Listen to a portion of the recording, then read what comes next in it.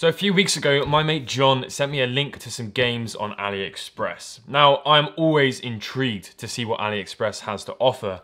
In China, there are a lot of different legislations with regards to copyright, so they do bash out some pretty crazy stuff. For example, we've just done a video on the SNES shell replacement for the Game Boy Advance. Obviously, all of these designs are all licensed by Nintendo, as well as the Game Boy logo and the Nintendo logo, but that just doesn't stop them. So although some of this stuff is pretty questionable and it's all in a bit of a grey area, they do release some very cool stuff.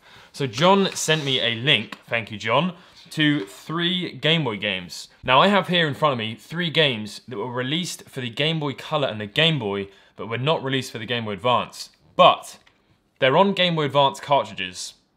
Let's take a look and see what they're all about. And so here they are. These are 3 Game Boy Advance games that were never made for the Game Boy Advance. Over here on the far right, we have Oracle of Seasons. This was a Game Boy Color game and a very good one, to say the least. Over here, we have its sort of counterpart, Oracle of Ages. Again, a fantastic game, but it was released for the Game Boy Color. Now, this is all very authentic with Nintendo logos and a redesigned label to fit on the Game Boy Advance, featuring the seal of authenticity that Nintendo have, and then various fake logos just to go with it all. And then finally, a game that was definitely not released on the Game Boy Advance, but was released on the original Game Boy and then re-released for the Nintendo Game Boy Color with the Color version, which had extra dungeons. And also, we've just seen a Nintendo Switch release of this game. So, very cool. Again, not released on the Game Boy Advance. Now, one of the most significant points about these games is you now have the ability to play them on the Game Boy Micro.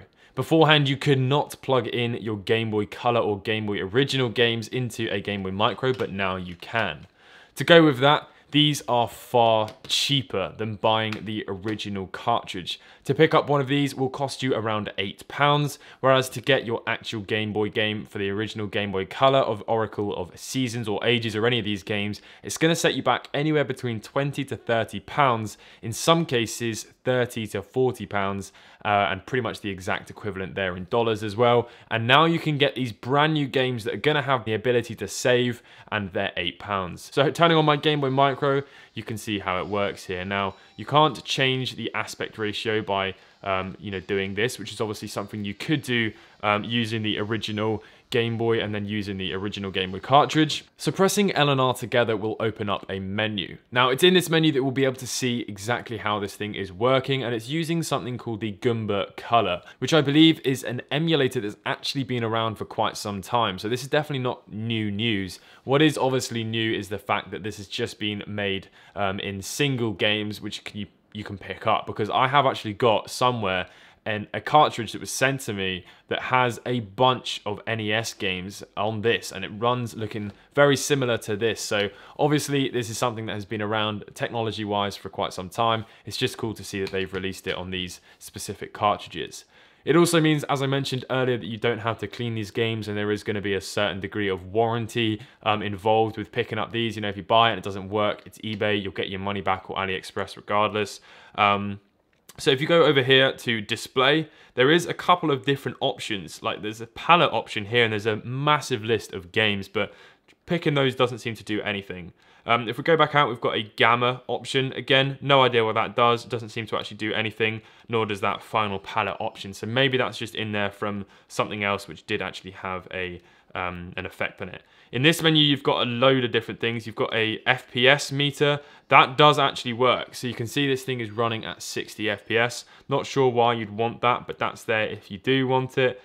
We've also got an auto sleep function, which you can turn on from 5 minutes, 10 minutes, and half an hour. And then you've got swap A and B. So if you want to have these in reverse, you can do that as well. You've got an auto load state, which is actually currently set to off. Again, none of these things do make any difference at all. I'm not sure what they're there for. Playing it on the Game Boy Micro is pretty difficult. It's a very, very small screen. We'll take a look on the Game Boy Advance, the regular Game Boy Advance SP in a second, and take a look at one of the other games. It's just really important to me to play a little bit of Link's Awakening, considering it is my favorite game and has been for a very long time. best and first Zelda game, Zelda Minish Cap. Actually, that's not the best. Link's Awakening is the best. So we'll grab our shield and get the hell out of here. And if we press start and select, I think it's start, select A, B, and it'll have save and quit. If we press that, turn this thing off, and then we'll take the game out. And what we'll do is we'll plug it straight into the Game Boy Advance SP here, because I have been told that even if you just turn the console off, it will still store a bit of you know, sort of power in this thing, which will sometimes make it look like it's going to save, but unfortunately it doesn't. So if we transfer it over to a new Game Boy and turn that on and have a look, will the save be there? Will we load this thing exactly back in the same place? Let's take a look. No. Okay, so you may actually then need to use the save state function, which is actually going to be quite interesting for some people. That was one thing that was quite frustrating actually in the Switch version of Link's Awakening. The text just took so long to clear. So if we go here and we press the L and R buttons together, and then we go save state, save it in the new state there, and then if we click exit, reload back in here, load in, and then press L and R together, load state, Zelda, there we go. We're back out again. So the save states do work. That's very interesting. We should quickly save whilst we're here. Let's try that again.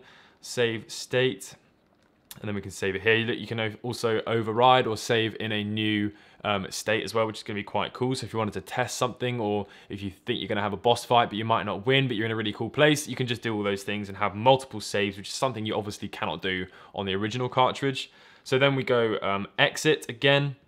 We'll turn it off, transfer it over to the Game Boy Micro. Don't think this actually does anything or makes any difference, but we'll just give it a try to keep some people happy.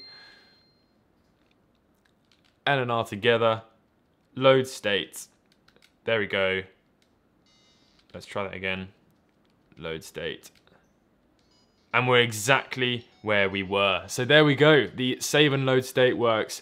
And it looks bloody brilliant. And actually, I'm noticing I turned off those borders before in the menu. And since we restarted it, it has actually come off. So now we'll take a look at Oracle of Seasons. Oracle of Ages isn't going to look any different. Once you turn those borders off, it looks exactly like you're playing, you know, the original cartridge. So obviously in this part of Oracle of Seasons, you can't actually save, but with an external save state, you definitely can. So if we go here, save state, new, and then exit, turn it off, we're back exactly where we were. We've loaded exactly back into where we were, and you can't even save yet. So the save function works very nicely. There is going to be, of course, a few things to take note of in these sorts of products. The chance of this being as secure and as stable as the original Game Boy Color game is going to be a lot lower. There's no chance that this is going to be a better alternative to the original Game Boy Color one made officially and licensed by Nintendo, because this is an unlicensed aftermarket product. That being said, it works very well and it looks fantastic, and it's a third of the price. You guys can decide for yourselves. I'll leave the link to check it out if you want to check it out anyway. I'll catch you guys in the next video. Peace.